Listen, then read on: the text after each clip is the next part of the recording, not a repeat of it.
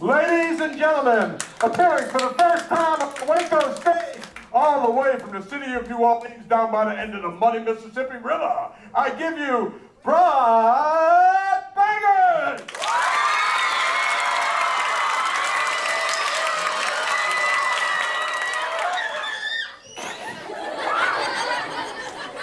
It was perfect. Okay, all right.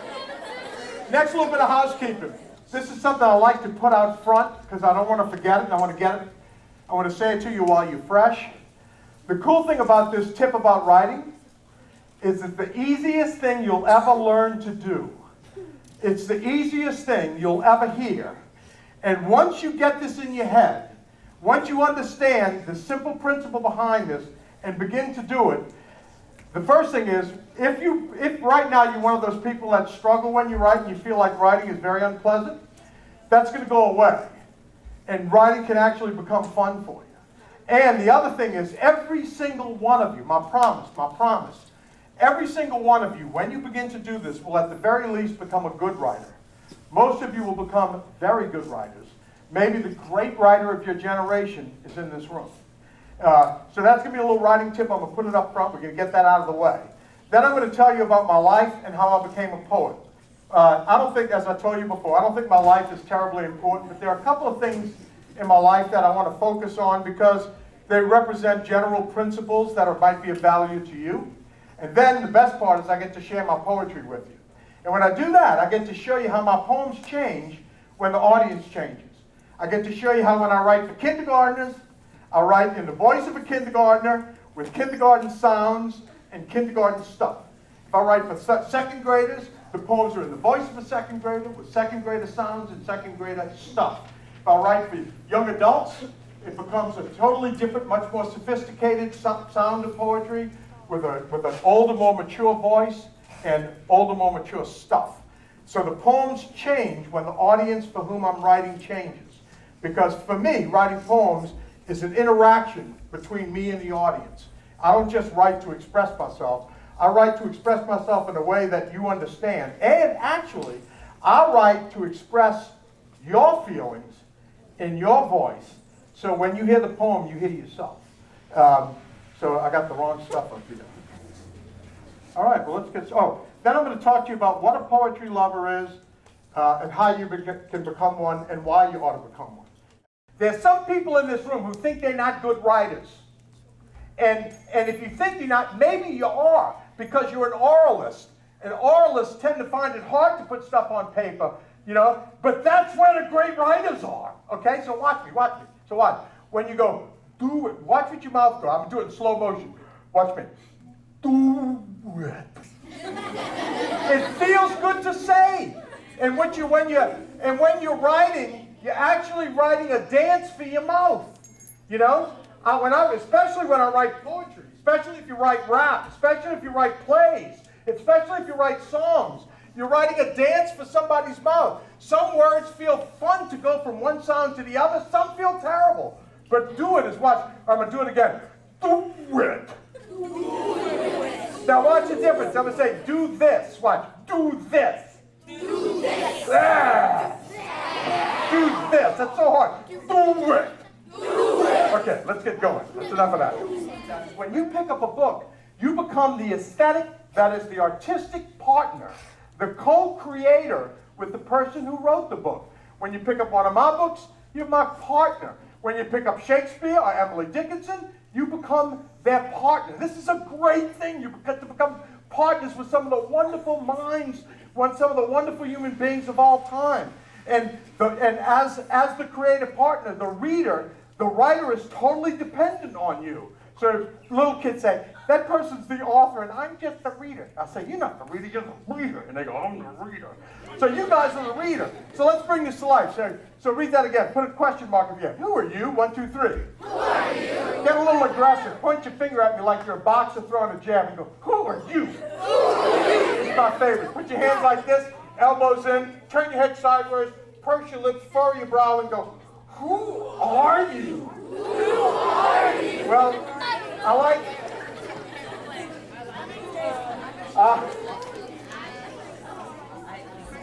I like to think of myself as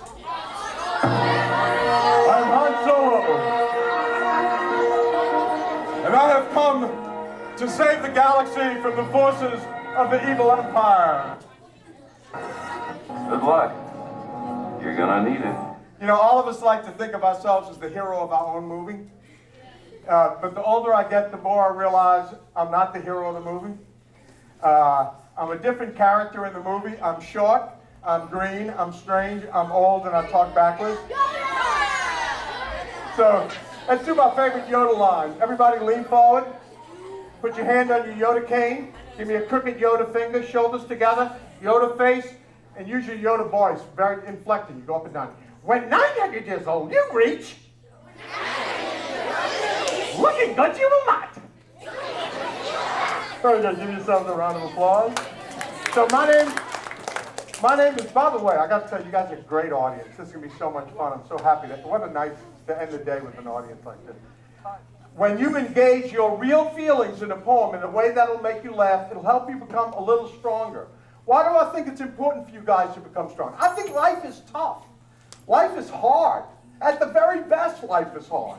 You know, and if you feel personally powerful, then you have a much better chance of when life knocks you down. If you're powerful, you get back up and get in the game. When you have a choice between the long, hard road that leads to success and achievement, or the shortcuts that lead somewhere else that's not so nice, if you feel powerful, then you'll have the courage to take the long, hard road. So I write poems for real children in the hope that it'll help you guys become more powerful and live better lives. 1, 2, 3. Do you have? So this is a really, really old picture of my 4 children. I'm going to come back to this picture. I'm going to come back to this picture in a few minutes. You'll see why they're in such a funny pose. These are 5 of my 6 grandchildren. I have 6. They're all stinky boys. We keep doing rain dances to try to get a little girl, but it isn't happening yet. We have 1 child that's going to get married in December. He's the only one in the hunt, and we're still hoping for a little girl. Maybe we'll get twin little girls. 1, 2, 3. So I wrote my first poem when I was in 3rd grade. I'm going to show you my 3rd grade school picture. You're going to see something. My school picture is different from your school picture. My 3rd grade school picture is in, because I'm a really, oh gosh. I have a poem called Good Models. I read my first poem and I felt like frowning. It sounded too much like Elizabeth Browning. Then in my next poem, I felt myself change into Emily Dickinson, quiet and strange. Now it's happened again. Please don't think I'm weird, but today, I'm Walt Whitman without the long beard. As I read all my poems, I discover a rule. I write like the poets we're reading at school. So it's perfectly okay to imitate. The other thing is, when I wrote my first poem, when I sit down to write a poem, I want to end up with my very best writing. So if I want to end up with my very best writing, how do you think I start? Some people think you should start by trying to write your very best. That's a terrible thing to try to do. If you want to end up with your very best writing, you start where we all start, by writing your very worst. When you write something, the very first draft, you're not supposed to write it well. Nobody writes it well. We always write it badly. So you start out with your very worst. Why do you do that? Because if you try to write well, I'm going to try to write my very best. I'm setting myself up for failure. And watch what happens when I start feeling like I'm failing. This happens to you. This happens to you. Watch. I'm going to try to write my very best. Okay, this is my best. This is not very good. As a matter of fact, this is junk. This stinks. I'm writing stinky stuff because I'm a stink junk writer. I'm a failure. I hate this. I hate it. Then you turn your work in. Your teacher says, good start. Now write it over again. And your sweet voice goes, okay, I'll write it over again. The inner voice goes, I will not write it over again, and you can't make me do it. Look, this is really serious. This is really serious. Eyes on me. Look, if you try to write your very best, you're going to feel like a failure because you're not going to. You're going to write your worst. That's what we all do. Nobody writes well on the rough draft. And this is true. Those of you who don't think you're good writers, this is why. This is why, because you're judging yourself when you're not supposed to. You're supposed to write badly. So sit down and tell yourself out loud, I'm going to write badly, and do it. And you look at it and you go, that stinks. Yes! And after you celebrate, listen, after you celebrate successfully writing your very worst, here comes the magic. You write it over and do you try to make it your best? You try to make it good? You try to make it a little bit better. Then you write it over again and you make it a little bit better. And look, I promise you, every single time you rewrite it, you're going to find a way to make it a little better. That's the whole game. Every single time. You don't have to make it good, just make it a tiny bit better. And you write it over again and again and again and again and again, each time making it a little bit better. Until you can't make it any better, then you know you've written your very best. But I usually rewrite my poems 40, 50, 60, 70 times. I think I've written maybe 4,000 or 5,000 poems. I think that maybe 3 of them I've finished in 10 rewrites. Maybe 3. You know, that's the fewest ever. I'll do this poem for you. It's in the voice of a 2nd grade girl, so I have to turn it into a 2nd grade girl. So here we go. The name of my poem is Jaws.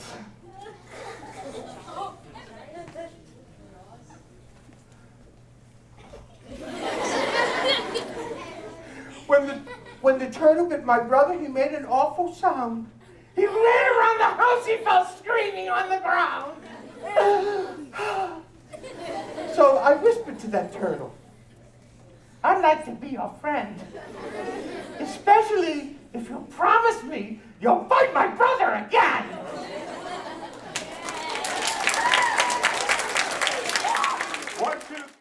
I wrote a poem in Jennifer's powerful, bossy voice.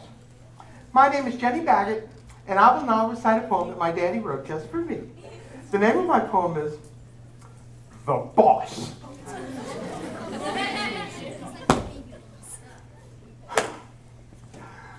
I'm just a little kid, not even 4'2". I weigh less than 60 pounds. I'm half the size of you. I do everything you say. I don't talk back or fight.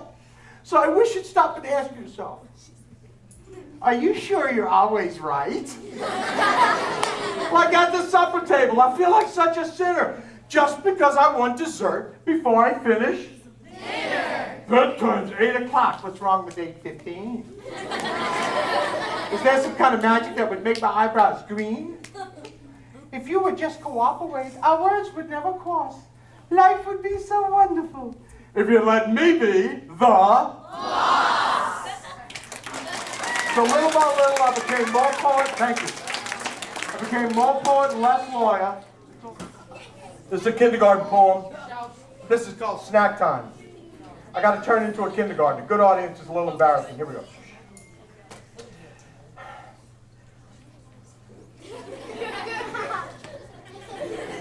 The name of my poem is Snack Time. I'm going to do this.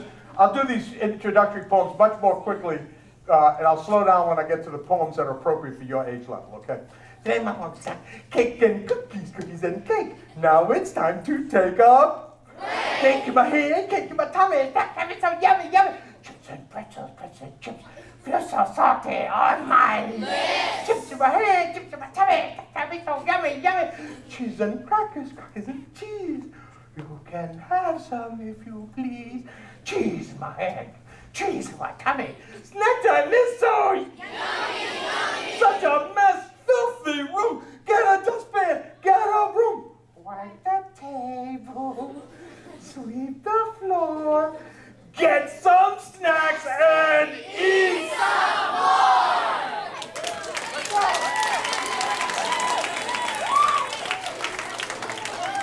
First grader.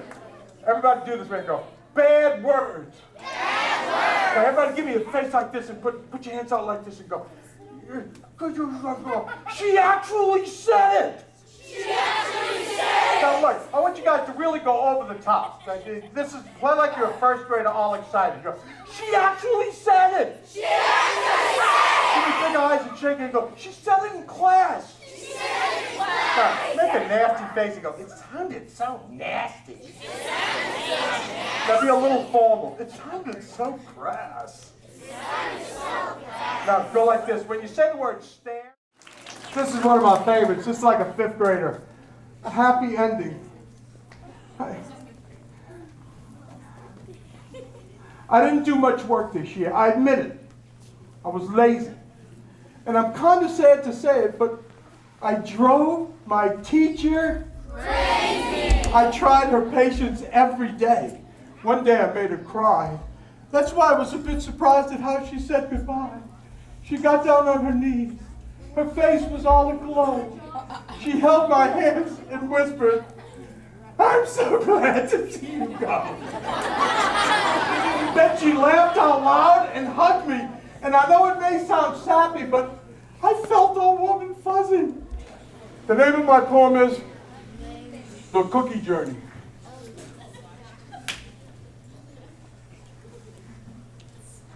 I'm just a cookie on a plate, awaiting every cookie's fate.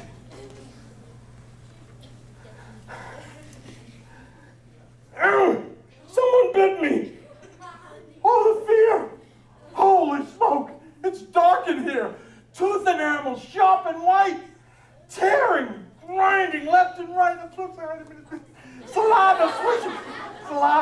Saliva swishing all around. Oh no. I think I'm going down. This esophagus, everybody go, esophagus. This esophagus is a very tight space. It starts in the neck right under the face. A breathing, squeezing kind of hose that deep into her stomach goes. Feel the acid, feel the burn. The stomach has begun to churn. I'm turning to liquid. I'm turning to gas. Digestion progression is terribly fast. I'm flowing now in a gooey soup through small intestines, loop-de-loop. Now large intestines. Ah, at last, I'm turning back to solid mass.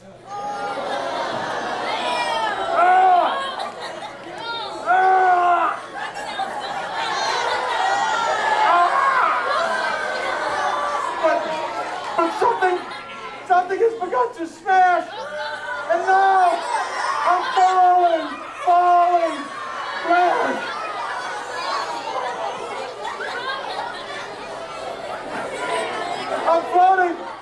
I'm floating in a big white well. Oh, disgusting. What's that smell? It's what our bodies love to do. Turning cookies into...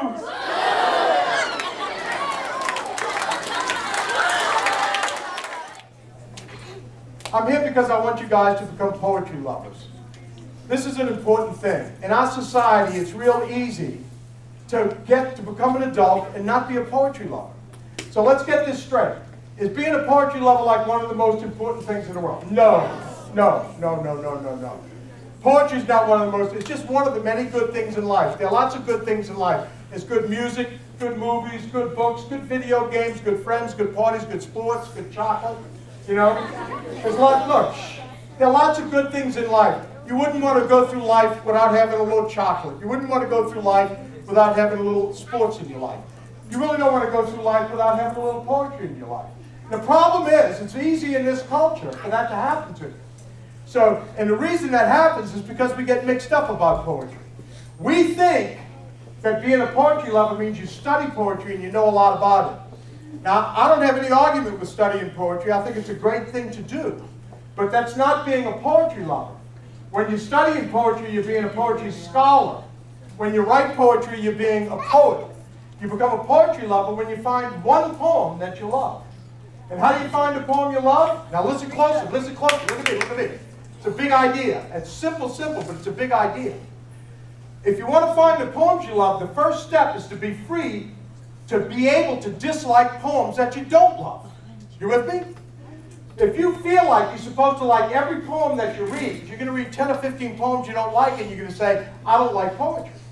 Especially in the English language, because there are a lot of funky poems in English that you're not going to like. Now, when you're in English class, you listen to your teacher, and it's not about whether you like the poem or not, it's about studying the poem. But when you're out of English class and you're becoming a poetry lover, you are number one boss in charge of what you like. And you might go through 100 poems you don't like in search of the one that you do. And when you find the one poem you do like, it's like finding a lifelong friend. You recite the poem out loud with expression. You memorize it, you make it part of your heart, and then you go looking for the second poem that you like. If by the time you're 20 years old, you got 2 or 3 poems that you like, you're way ahead of the game. You with me? The name of my poem is Booger Love.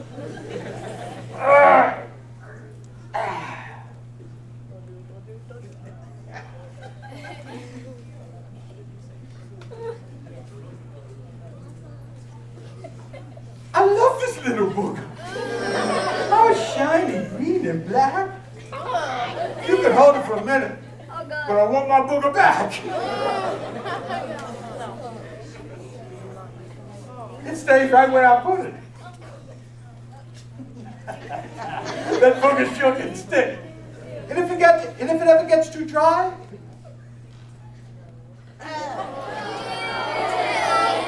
it just needs a little lick. I can hold it on my finger, I can flick it in the air, I can stick it underneath the desk or underneath the chair, I can make a ball. You watch the timing. I can make a ball and roll it just to see which way it goes. I love this booger everywhere except inside my nose.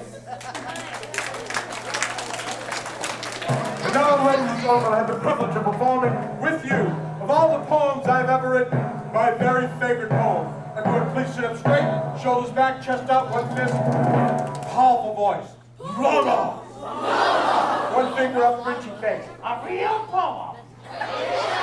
Back to power voice. Be very emphatic, use your whole body. Llama, llama, llama, llama. Llama, llama, llama, llama. Llama, llama, llama. Esta vez en español. Yummy, yummy, yummy, yummy, yummy, yummy, yummy. One fist, paw, paw, paw. Here we go. Llama. Two hands, aching. Llama. One hand, palm up on your ribs. Llama.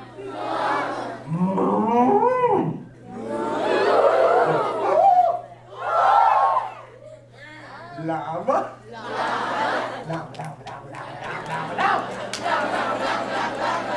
Now I get to tell you why this is my favorite poem. When you guys go to high school, eventually one of your teachers is going to ask you to pick a poem to memorize and when you pick llama, your teacher's going to have to say, you're supposed to pick a real poem. Which is when you can say, llama is a real poem. Look, it says so right in the book in black and white. Llama, and that is why llama is my favorite poem. I've done this for years. I've done thousands of assemblies. I've had a lot of really great audiences. I've never had one better than you guys have been today. So first of all, I thank you. I'm Bruce Geetson here with Waco ISD TV, and we are at Lake Air Montessori after watching a very special program today with this gentleman from New Orleans, Brod Bagert, a poet who's written about 19 books, is that correct? And we've got a couple of students, Lorelei and Dylan, who've done some research on this author as well. You just saw the show. They've got a couple of questions they'd like to ask Brod first. So, Lorelei, you want to start out? Yes. Okay. What is your name? My name is Brod Bagert. Do you have a nickname? Actually, Brod is my nickname. My full name is Broderick. My grandchildren call me Baba. Okay.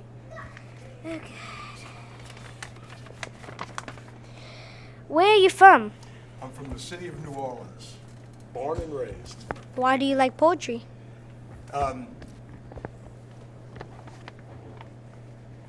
As a poet, I like poetry because when I write a poem and I really get it right, I get to be who I really am.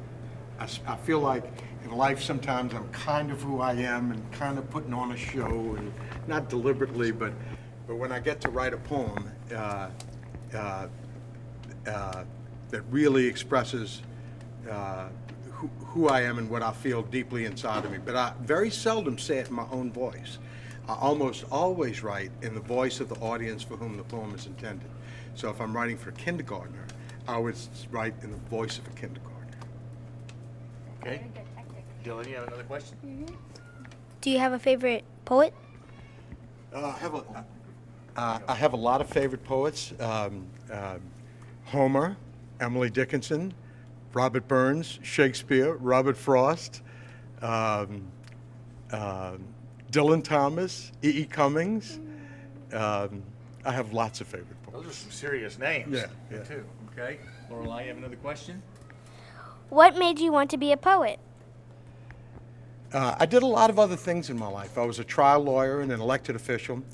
And even as an elected official, when I would be on television and people would act as though what I was doing was important and people treated me as though I were really important, when I went to bed at night, I often felt like I'd wasted another day and was one day closer to dying and hadn't done anything valuable. Then I started writing poems for children, and I'll never forget the first day I spoke to a group of children. I went home that night and put my head in the pillow, and I had the distinct, specific thought that if I died in my sleep that night, I spent that day of my life doing something that was worthwhile. So being a poet makes me feel like my work has some value. I don't make a lot of money, and I used to make more money doing what I did before, but I feel, important's not the right word, but I feel like there's some value to what I do. If people knew only one thing about you, what would you want it to be? If people only knew one thing about me, I think it would be that I've done the very best I can to make the best poems I can to help people love poetry and get to be a little bit stronger from reading the poems. Be entertained, and to grow a little bit emotionally and intellectually stronger. What do you mean by write your worst? This is, the word for this is counterintuitive. People think that if you want to write well, you should start by trying to write your very best. And it's a big mistake that most people make. Nobody writes their best. When we sit down to write, we always start by writing our worst. And if you try to write your best and you write your worst, then writing becomes an experience of failure. You hate to write, you don't want to rewrite, and you think you're not a good writer. But if you know that you're not supposed to write your best, if you understand that writing begins with writing your worst, and you celebrate successfully writing your worst, then you also know that you have to rewrite to make it better and better and better. And once you learn to get in the process of rewriting and making it better, then writing becomes fun for you. And rewriting becomes even more fun because you're making it better and better. And that's the way you become a good writer. But if you write your best the first time, you can't make it better. That's correct. But nobody writes their best the first time. I have never, ever, ever, in thousands of poems, ever written my best the first time. I usually rewrite my poems 40, 50, 60 times before I can't make them any better. I heard you like to travel all over the country to different schools. Why? I think one of the most important things I can do is open the eyes of children to how wonderful poetry can be, how fun it can be, and how empowering it can be. When children discover their own emotions in a poem, and they read a poem and they hear their own voice, they discover their own emotions, and they feel those feelings that they have in their life, especially feelings that they have problems with, and they get to laugh at themselves, it's like play therapy. It helps them become stronger and happier and healthier. So that in play therapy, the psychologists say, in play therapy, you identify an emotion that's a problem, you give it a name, you act it out, and you laugh at yourself and you get stronger. So I try to do that with my poems. And by going around teaching people to perform poems and to love poems of that kind, I think I get to make a little contribution to my generation and maybe a little bit to some future generations. So again, by traveling around, I get to spread the word about this art form that I love so much and about my poems in particular. What is the most rewarding part of your job? The most rewarding part of my job is when I see the light go on in the eyes of children to whom I'm speaking. You know, the children will sit there and they look at you and their eyes are a little dull, and every once in a while, bingo, the light goes on. And you see it, I get to see it all the time. It's more beautiful than a sunrise. You know, it's more beautiful than a winning horse at the racetrack. It's more beautiful than when your team wins a Super Bowl. For me, to see the light go on in the eyes of a child, which I get to see all the time. I got to see it hundreds of times today. It's like, you know, it's okay. Whatever happens to me in life is okay because I get to be a part of that. You gotta make kids happy. That's right. I get to make you happy. And strong, powerful. Yeah, that's a nice feeling. Nice. Okay. What advice can you give students that want to be an author when they grow up? What advice I give students that want to be authors? Get prepared for a lot of rejection. Just like you don't write your best the first time, when you write books, people don't accept them the first time. Authors get a lot of rejections. If you talk to any author, they'll tell you that they get a lot of rejections. Now, the publishing world is changing a lot, so there'll be a lot of people who are independent authors who are publishing their own books now. That's a whole separate conversation. But the bottom line is, there's a great line in Shakespeare. It's from the play Hamlet. It's when Polonius is sending his son Laertes off to college. And he says, neither a borrower nor a lender be, for loan off both loses both itself and friend, and borrowing dulls the edge of husbandry. And here's the line, this above all, to thine own self be true, and it must follow as the night the day, thou canst not then be false to any man. So my advice to young writers would be true to yourself. When you write, don't write to please other people, don't write to make other people happy, don't write in a way that you think other people will think is good. Be true to what's in your heart and in your mind, and be true to yourself. And then you can't be false to anybody if you're true to yourself. Could you tell me a little bit about the Muse Project? The Muse Project, I decided at one point that I wanted to use poetry as a way to give teachers material with which they could teach curriculum. And for a long time, there's been this idea that teachers could use literature in what they call an integrated curriculum, where people could read stories or read poems that they enjoyed, and at the same time, teach the curriculum. The problem with that has always been there's very, very little stuff that people don't write a lot of that stuff. And when they do, there's a book called The Rock and Roll Classroom. One of the authors is Dr. Willie Wood, and he describes a rubric of the different kinds of song lyrics that are content lyrics, lyrics that teach content. And he says they're number 1, level 2, and level 3. And a level 1 lyric is one that introduces the subject matter but requires a lot of supplemental instruction. Level 2 is one that introduces the subject matter and has a lot of content but still requires a good bit of supplemental instruction. A level 3 is one that teaches the subject matter. If you were looking for all of the poems in the English language that actually teach curriculum, you'd find very, very few, almost none. So I decided what I wanted to do was write the entire science curriculum, from kindergarten through high school, from the different forms of matter to quantum physics, and do it in poems, plays, monologues, and dialogues, all of which would be fun, all of which would be entertaining and dramatic and engaging, with real stories in it and also with real content. That's a lifetime's work. I've been working on it for 15 years. And it's the kind of thing that doesn't really work until you get the whole body of it together, so that a teacher can sit down and say, rather than looking here and looking there and being frustrated and find, a teacher can say, I'm going to find what I need right here, and have it designed to search where she can always find what she needs. In order to do that, I had a sustained effort for over a decade, almost 2 decades. So to do that, I had teachers receiving the poems. I call them the Muse Project because they become my muses. They become the people who inspire me to keep writing. And by me sending them the poems and getting feedback from them, they kind of crack the whip on me and keep me writing and inspire me to continue to write. And I'm actually almost finished the entire science curriculum now, and I'm about to start putting books together. So it's been very exciting. Is there one reason why you wouldn't be a poet? No one has ever asked this question before. One reason why I would not want to be a poet. I think the most frustrating thing about being a poet is that the relationship between poetry as an art form and the English-speaking world of people is a very strange relationship. And as a result, people who love poetry, and almost everybody does, think they don't.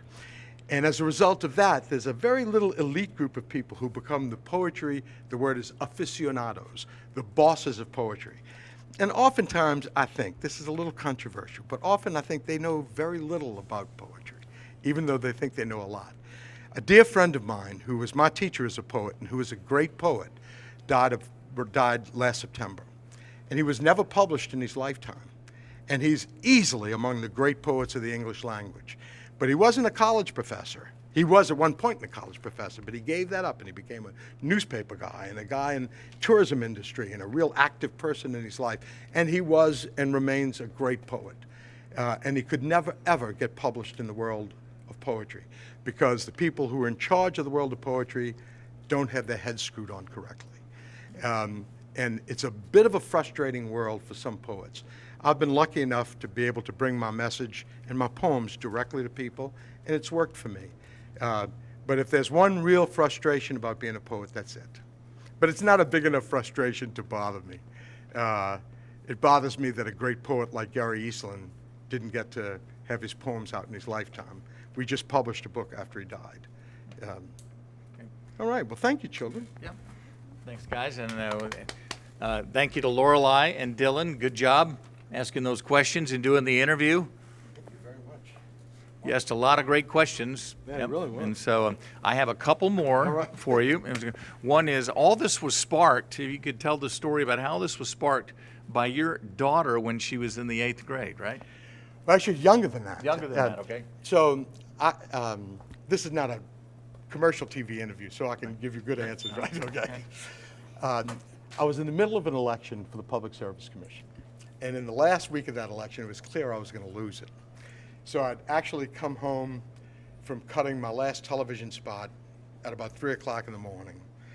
For about 2 weeks, I'd had fewer and fewer volunteers, less and less money, doing more and more stuff by myself. I was completely exhausted, and at maybe the lowest point in my life, because, I mean, this was defeat. And it was just acting out the role, you know, playing out the last string of this miserable experience of defeat.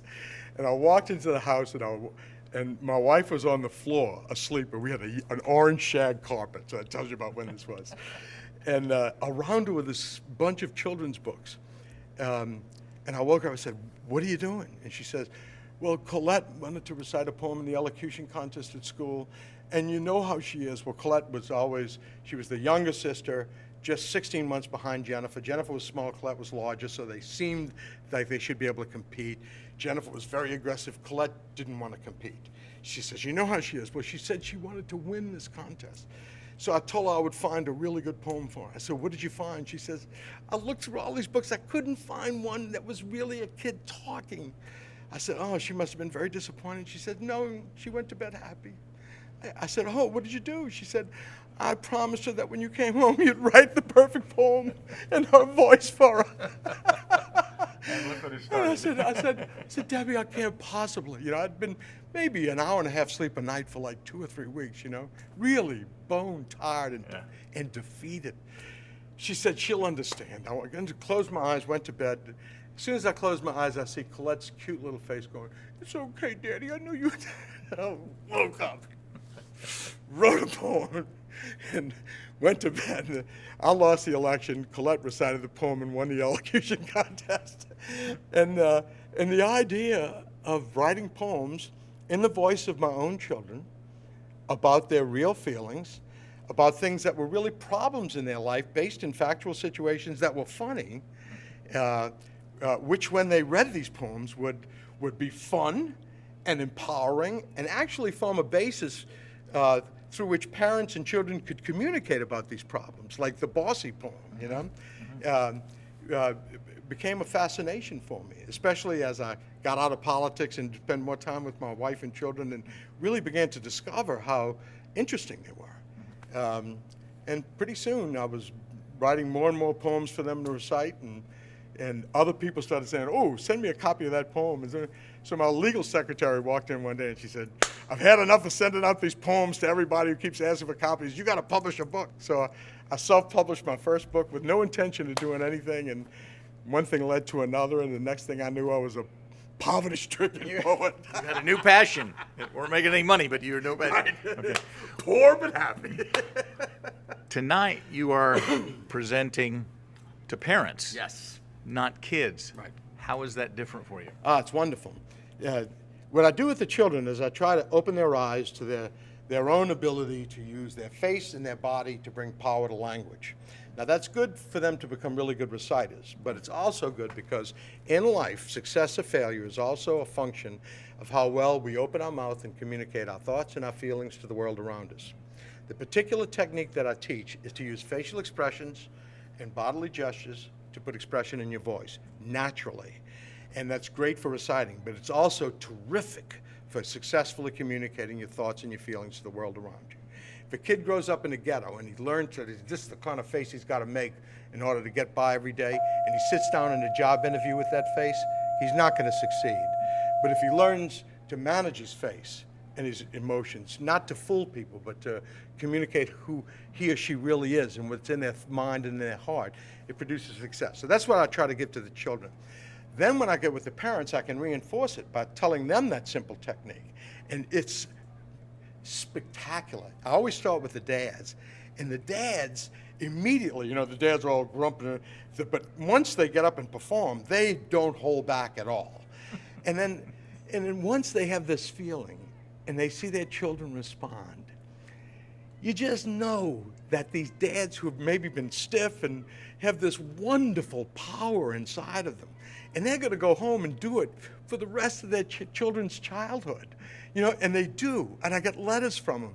And the minute the dads start using their face and their body to put expression in their voice, then they become the single most, I can do it all day long and have this much effect. A daddy does it once and it can change a kid's life, So I get to impart that very simple technique to parents, and especially dads. And when I do, it's something that just empowers fathers to really, really give their children a gift. And then Welcome tonight. We have a renowned author and poet, Brod Bagert, with us from New Orleans. He is going to help you with some different tips for reading and writing within your homework at home. So I would like to take this moment to welcome Brod Bagert tonight to Lake Air Montessori. Thank you. All right. We're going to bring this in exactly 45 minutes. I had a wonderful day with your children today, and I'm going to kind of cover a little bit of material that I did with them, with the exception that I'm kind of raise the veil and get to discuss with you as parents why I did those things with them, and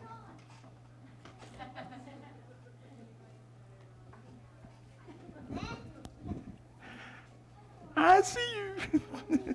Why I did those things with them, and what sort of opportunities those hold for you as parents to do with them. So, without any further ado, I began with your children by having them ask me the question. Everybody together, ready? 1, 2, 3. Who are you? 1, 2, 3. So we discussed the relationship between a writer or an author and a reader. Lots of times your children think, that person is the author and I'm just the reader. I like to emphasize the fact that there's an actual partnership relationship between a reader and a writer. When I put words on a page and they become a book, it's nothing. It's absolutely meaningless until a reader brings the words to life. I think this is empowering for children to realize. It's also cool for them to think in terms of the responsibility they have to the writer to bring the words to life. So you can look at this and say, who are you? Everybody together? Parents, please join in because we're a small group. 1, 2, 3. No, you put a question mark at the end. Who are you? 1, 2, 3. You get a little aggressive. Who are you? Come on, come on. Point your finger at me. Come on. Think of all the stuff that you get angry at. Ready? 1, 2. Now, my favorite, put your hands out. Who are you? So, my name is Brod Bagert, and I like to think of myself as the hero here to save the galaxy. Good luck. You're gonna need it. The older I get, the more I realize I'm not the hero, I'm Yoda. I'm Brod Bagert, and 1, 2, 3.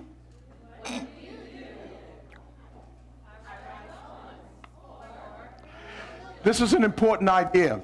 I write poems for your children. I don't write poems for sweet children. I don't write poems for perfect children. I write poems for real children. And I don't write poems to help your children behave well. I write poems, number one, to entertain your children so they'll love to read in general, and so they'll help them love to read poetry. And I write poems in their voice about their feelings in the hope that they'll become stronger. I believe that, let's see, how can I put this? I think that when children are powerful, they make the right decisions in life. If you feel powerful and strong and life knocks you down, you're likely to get back up and get in the game. If you have a choice between the long, hard road that leads to success or the shortcuts that lead somewhere else, children who feel powerful are much more likely to take the long haul and not take the shortcuts. How do these poems make them powerful? Number one, these are poems written in the voice of the psychiatrists and psychologists call it play therapy. I write in the voice of a child about their real feelings in a way that permits them to laugh at themselves and they get stronger. Play therapy is defined as identifying a problem, identifying an emotion that's a problem for children, giving it a name, acting it out, laughing at yourself, and getting stronger and healthier. So I ended up, without even knowing I was doing it, I ended up doing the same thing when I wrote poems for children. So I write poems for real children, their real feelings, in the hopes that it'll help them become a little stronger. I have children of my own. Here they are. Those are my grandchildren. I wrote my first poem when I was in 3rd grade. My mom was real sick. She was actually, my mother lived to be 85, but when I was in 3rd grade, she wasn't expected to live. She had a brain hemorrhage. And so I wrote a poem to tell her how much I loved her. The wind is blowing, the sky is blue, but no matter what happens, I'll always love you. Why do I show this to your children? Because I want them to see that when I wrote this poem, I made a bunch of mistakes. Parents, please open your ears and listen very closely to what I'm about to say. This is like one of the most important things you can ever get across to your children. We always tell our children, just do your very best. Just do your very best. And we think we're helping them. Well, at least when it comes to writing, come on in.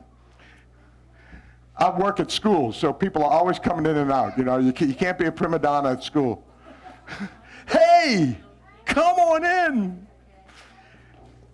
When I sit down to write a poem, I want to end up with my very best writing. I mean, I want to end up with my very, very, very best writing. Not only do I want to end up with my best writing, I want to get lucky, so what I end up with is better than I'm capable of producing. And that happens a lot, you know? So how do you do that? How do you end up with your very best? I used to tell my daughter Jennifer, who's an obsessive compulsive perfectionist like me, I used to tell her, Jenna, she'd sit down and start writing and throw it away and write and throw it away and write. And I would think I was trying to help. I'd say, Jenny, just try to do your best. Just try to write your best. It was the worst thing I could have told her. You know, what I should have told her was, Jennifer, sit down and write badly. Young lady, if I catch you trying to write your very best, you grounded for the weekend. I want to see spelling mistakes, punctuation mistakes, run-on sentences, incomplete sentences, poor word choice, incorrect usage. I want to see the worst writing you got in you. And if I catch you for 1 second, if I think for 1 second you're trying to write well, you are grounded, young lady. Why? Not because I wanted to write poorly, because I want to free her from the thought that she's supposed to write well. Nobody writes well. All good writing happens in the rewriting. So if you want to do your children a favor, if you want at these young ages especially, if you want to set them on a path where for the rest of their lives they have the power of being able to successfully, in words, put down in writing their thoughts and their feelings, if you want to give them that gift, tell them to write their very worst and threaten to punish them if they do anything else. So what do? You sit down and write your very worst. By the way, if you try to write your best, you go, this is not my best. This is my best. It stinks. My best stinks. I'm terrible. I hate to write. I want to give up. And very good writers, many of you hate to write because you think you're not good writers, because when you write badly. That's what we all do. Let me say that again. If you think you're not a good writer because when you write badly, it's a big mistake. That's what we all do. When I sit down to write a rough draft, I write badly, 100% of the time. And then after I look at it, I say, boy, that's terrible. Yes! And I celebrate successfully writing my very worst, then I write it over again, and I make it a little better. I don't try to make it my best. I don't try to make it good. Try to make it a little bit, then I write it over again and make it a little better, and I write it over again and make it a little better, and I keep doing that till I can't make it any better. Then I know I've written my very best. And in that process, I learn how to write. I usually rewrite my poems still today 40 or 50 times before I no longer can make it any better. And that's usually over a period of about a year. I very, very rarely bring a poem home and shorter than that. So what do you do? And by the way, this has repercussions. This has overtones in other aspects of life. If children are afraid to try because they're afraid to fail, if we tell children failure is not an option, that's a big mistake. We don't want children to choose to fail. We don't want children to choose less than eventually shooting for their best. But anytime you start something new, failure is a big part of success. Failure is always what we do first before we achieve success. So remember to keep those expectations where the long-term goal is what you're shooting for, and the short-term goal involves a lot of failure before you get to success. All right, so enough preaching. We want poems. So we want poems. So what I did with your children was I write poems in the voice of children. I'm just going to do a couple of quick poems so you get an idea of what I do. So you know let's see. So don't look at the board. I'm just going to do this really quick. I write poems in the voice of the audience for whom the poems are intended. Kindergartners, I write in the voice of a kindergartner. Older children, I write in the voice of older children. Middle schoolers, I write in the adults, I write in the voice of adults. Here's a poem in the voice of a kindergartner.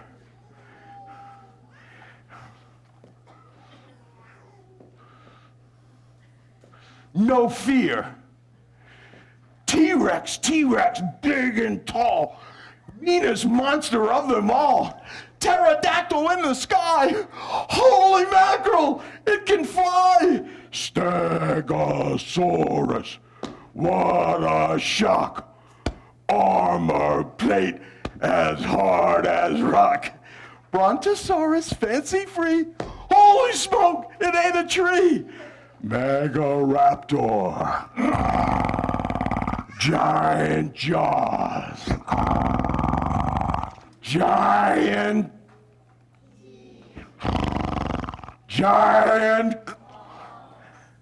Dinosaurs I do not fear because they are no longer here.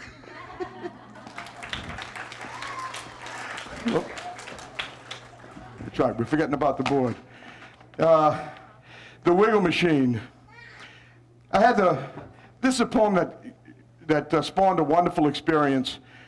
This book had just come out in the summertime.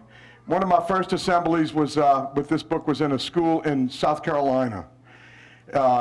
And the school had signed, I didn't have time to sign all the books that the children had bought at school, so the teacher and her husband brought a bunch of books at the hotel, and I was signing them. They also gave me some notes. It was a note from a little girl in second grade. This is a little girl who wasn't reading yet. And I'd done this poem during the assembly. She had her friends read it to her till she memorized it, and then recited it to her teacher that afternoon. And her teacher said, "Why did you memorize that poem?" She said, "Oh, Brod wrote this poem for me." And she said, no, Brod wrote this poem before you were born. And she said, no. He wrote it for me. And she wrote me a letter. She was on the top of the stack. And it said, "Please explain to my teacher what I mean when I say you wrote this poem for me." And I wrote her a note back. Of course I wrote this poem for you, and I did. The name of this poem is The Wiggle Machine.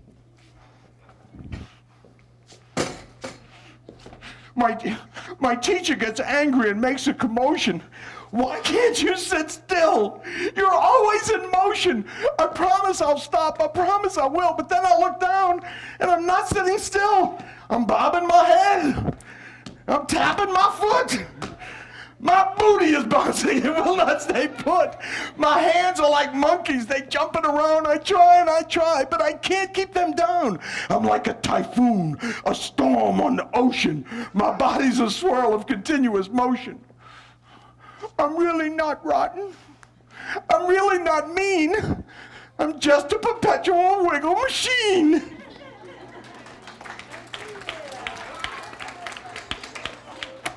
a happy ending.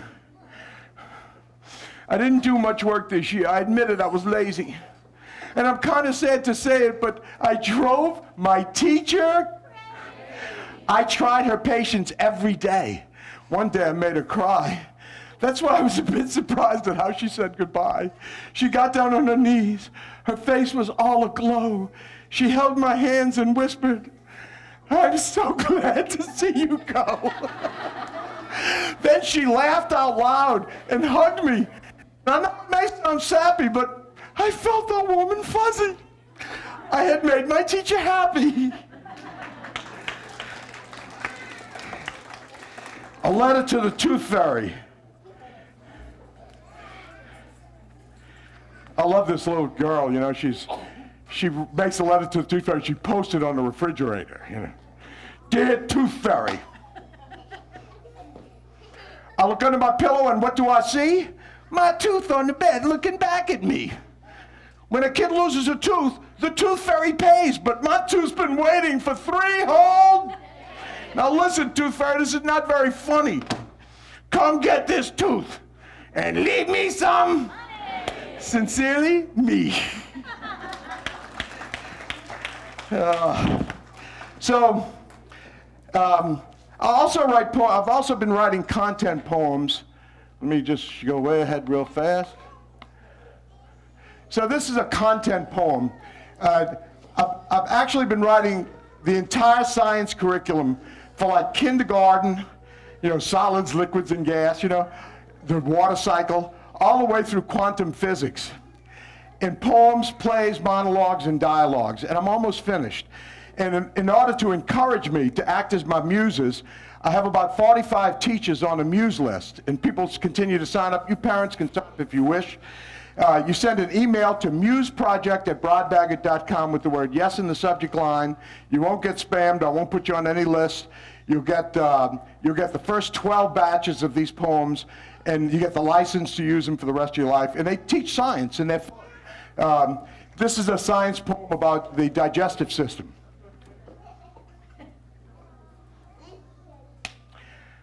The name of my poem is The Cookie Journey. This is really a fun poem to recite, I want to tell you. This is more fun than a grown man should be allowed to have.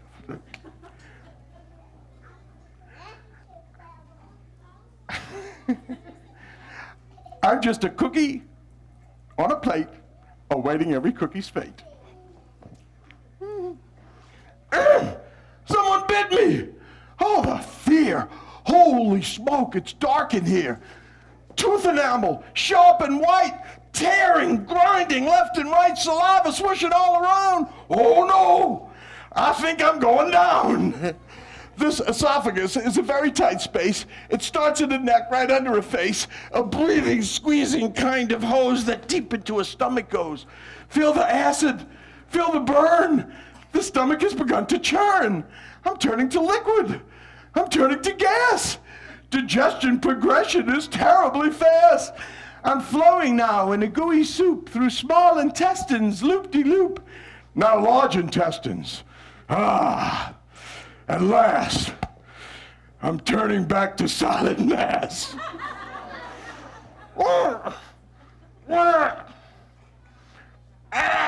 But something has begun to smash. And now I'm falling, splash.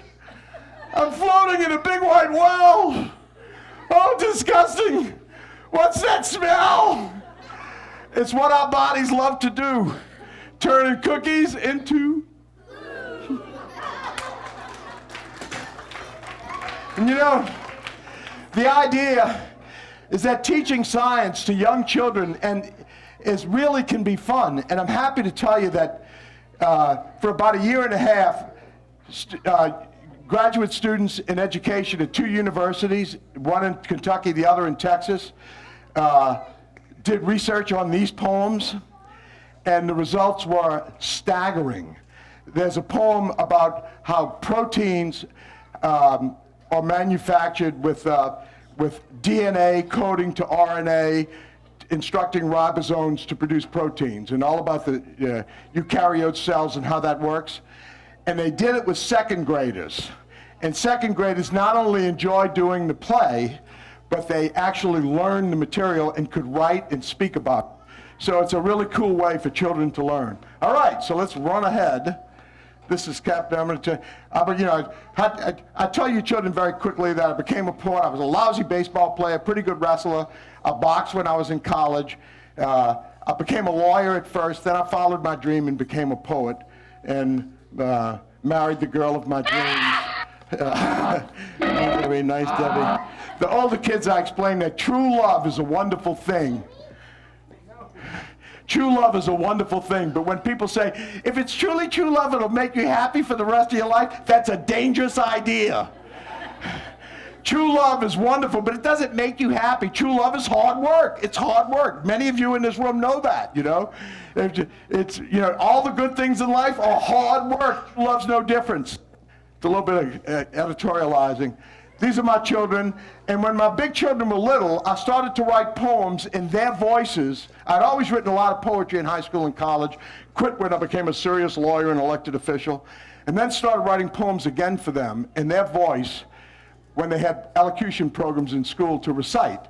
Most of the poems in English in 1980 for children were written in the voice of an old guy talking to children. There was maybe 12.5 poems written in the voice of a child about their feelings in a way that was dramatic and fun. So I started to write those poems for my children, and little by little, I became more poet and less lawyer till in 1992 I closed my law office and became a full-time professional poet. So why am I here? I was here because I want your children to become poetry lovers. We're about to get to the meat of it. What's a poetry lover? A person who loves at least one poem. This is a big idea. A lot of you guys in this room wouldn't consider yourselves poetry lovers. And yet I can tell you, you guys love poetry. You guys love poetry. It's that they're poems that I could read to you that you would just love. And the big mistake we make is we think that poetry is something you have to study because that's how we get exposed to it. It's wonderful to study poetry, but that's not being a poetry lover, that's being a poetry scholar. And it's wonderful to write poetry. That's not being a poetry lover, that's being a poet. Poetry lover is a person who loves at least one poem. And how do you find the poems you love? Number one, you got to be free to reject a whole bunch of poems. You might go through 100 poems you don't like. Don't conclude that you don't like poetry because you read 100 poems that you don't like. You're looking for that one poem that you love, and when you find it, memorize it, make it part of your heart, and go look for number 2. If in 5 years you find 2 poems that you love, you're way ahead of the game, you know? So how do you find the poems you love? The same way you find the music you love. You don't look at music with your eyes. You play music out loud with expression so you can hear the poetry, so you can hear the music. Same thing with poetry. If you want to find the poems you love, you start by looking at the words on the page with your eyes, but then you say the words out loud with expression so you can hear the poetry. How do you put expression in your voice? Let's get into this a little bit. By the way, we've arrived at the crux of the matter. All right? Everything else has been prelude to what we're about to do. We're at the crux of the matter. So here we go. And we're doing okay on time. This is great. Everybody sit up straight. You are now a sassy second grader. Hands on your hips, please. Everyone, hands on your hips. Please. Give me a grinchy second grader face and go, na na na na na. How can I put expression into my voice? All right, ladies and gentlemen, your children will succeed or fail in life as a consequence of their ability to express their thoughts and their feelings to the world around them.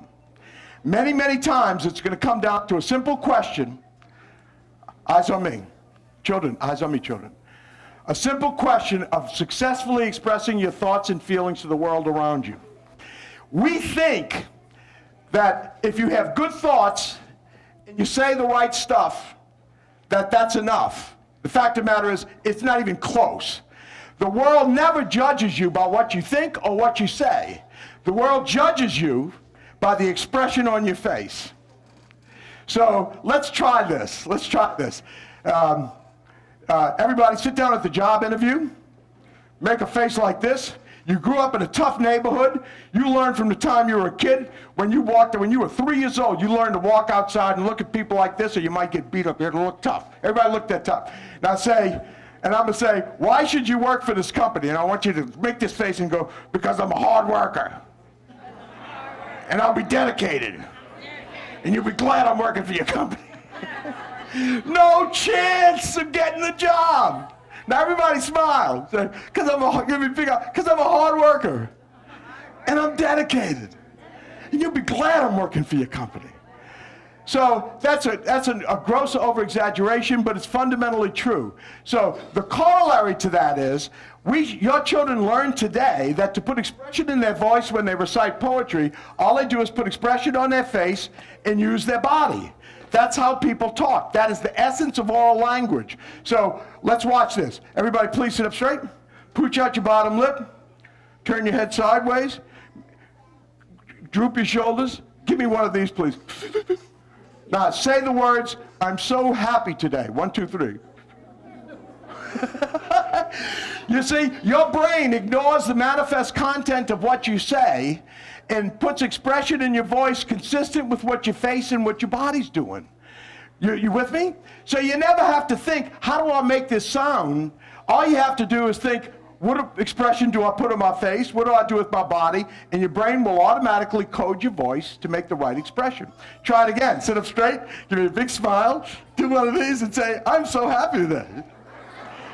Right? So basically, your children learn today to put expression in their voice by putting expression on their face and using their body. Now, those of you that want to refine this, keep in mind that if you watch the great actors and the great performers and the great singers, they always start the expression on their face before they say the words. You get a stopwatch on it. It'll be at least a millisecond, but their facial expression blossoms, their body gets to moving, and then the voice comes. If your face and your body and your voice all happen at the same time, it looks fake, because that's not the way it happens. In real life, you think what you're going to say, your face starts to react to what you're thinking before you make words, and that's how it happens. So you start with your facial expression, your body then gets into it, and then you say the words. So to demonstrate that, we're going to do a poem together. And I'm going to ask everybody to join in. Everybody please sit up straight. You're a first grader. Make your face like this. Lean forward and go.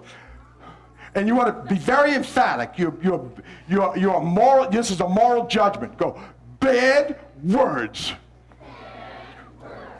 Now, everybody, parents, please join in. Papas especially. Lean forward and put a face like you just can't believe it. And put your hands like this. Put your hands like this and go, she actually said it. Put it like this. Point your fingers. Go on, start going. She said it in class. Now go like this. Give me, daddy, like this. Come on. It's perfect. Come on, don't stop. It sounded so nasty. It sounded so crass. The children stared. The teacher scowled. The custodian cried. The principal howled. I'm going to pick up speed here so we go, because I've got a couple things. Then poor little Patty, my very best friend, she opened her mouth and she said it again. Bad words, we all began to chant. Never, never, never, never say the words, I can't. All right, so, daddies, please come up. All the daddies, please, come on up. One little quick thing we're going to do. All the daddies. Nobody hold out. Dude, thank you. Everybody. Right across the front here. Look at that. What a group. How old are you? 15, sir. Get up, man. You're a man. Por favor. All right. Now, when your children perform for you, you want to be a really good audience for them. So I'm going to introduce the daddies, and when I do, I want you guys to clap and scream. Come on. Please. You're going to love it. I appreciate it. Thank You're going to love it. No, I swear you're going to love it. I swear. All right. Daddies. Ladies and gentlemen, clap and scream from like crazy, all right? And as long as my hand's up, keep it up. All over the Waco Papas! All right. Now, remember, your children are watching you. And the biggest influence in their life is not their teachers, not visiting poets, not the athletes they see on television. The biggest influence in their life are you. So, sit up straight, hands at your side. Make a face like this, hands at your side. And go, let's start by doing this. Roar. Now put your hands like this and go, watch me first. Get your body moving first. Go, gorilla. Put your hands up and go, put your hands up. Big gorilla. Perfect. Hairy gorilla. Now pooch out your bottom lip and get really sad and go, and you're a little bitty boy now and go, gorilla looking sad. Now, point at me and you can get very aggressive here if you like. That short one with the belly. That short one with the belly. Let's do it again. That short one with the belly. That short one with the belly. Reminds me of my dad. Gentlemen, take a bow. Give him a hand. Great. Thank you so much. All right, we're going to skip the mamas this time. Children, come on up. Come on up. Ooh.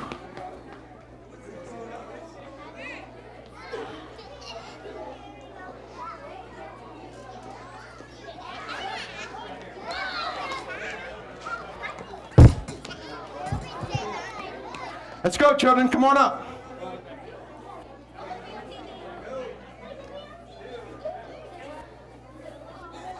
Everybody up. You can go if you want. All right, here we go. Hijo, por favor, vámonos. No? Okay. Ladies and gentlemen, appearing for the first time on the world stage, the Waco children! All right, everybody go like this. No, I'm sorry, go. Put your hands like this. Give me a grinchy face and go, stinky boys. Stinky boys. Now, go like this, like you got a little baby in your arms, and make you purse your lips like this and look really sweet and go, I hold my baby brother. Now give me a sweet smile and go, all powdered sweet and pink. Now go, ugh! But then he makes a funny face and his diaper starts to stink. Now hold your brother like this and turn your head and go, that's when I remember the baby brother rule. Now look like you're really sad. Go, someday he's going to grow up like those stinky boys at school. Stay right where you are. Take a bow. Don't come down. Take a bow. All right. I want you guys to forgive me. We're now going to do a thoroughly disgusting poem. It's called Booger Love. This poem does not teach your children to pick their nose. They know how to do that without my poem. This is actually a really good poem to teach them the relationship between facial expressions and gestures and sound. All right, children, sit straight and go, give me a sweet face and go, the name of my poem is... Now, give me a grinchy face and lean forward and go, Booger Love. Go, ah, ah, ah, ah. Oh. Look at it and go, ah. Now hold it out to me and go, I love this little booger. Examine it under the light, go, ah. All shiny, green and black. Now, give me big round eyes and hold it out and shake it and say, you could hold it for a minute. Now get very suspicious, like I might try to keep your booger and go, but I want my booger back. Show me your other hand. Put your booger right in the middle of your hand. Smile proudly. Shake your head. It stays right where I put it. That booger sure can stick. And if it gets too dry, take it, lean forward. Do not lick it, but play like you can lick it. We all go play like you can lick it. Now show it to me, go, it just needs a little lick. Pick up speed. I can hold it on my finger. Lots of energy. I can flick it in the air. I can stick it underneath a desk or underneath a chair. I can make a ball. Look, when you say ball, like you're a magician, I can make a ball and roll it. Now get your whole body just to see where it goes. 2 arms up. I love this booger. Everywhere except inside my nose. Now before you take a bow, take the tissue, put that disgusting germy booger in the tissue, throw it in the toilet, flush the toilet, wash your hands with soap and water, and keep your fingers out of your nose because it's disgusting and everyone can see you. Give him a hand. Take a bow, please. Come on down. You're welcome. All right. Whew.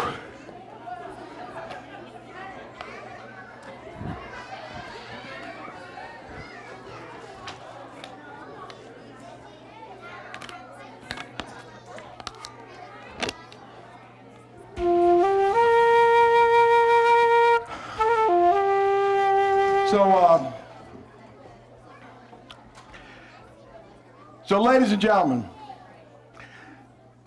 I just want to encourage you guys, all you guys know you should be reading to your children. When you read to your children, make, shh. Thank you. Children, stop talking just a second. Oh man, you're a wiggle machine. I've been watching you all night long.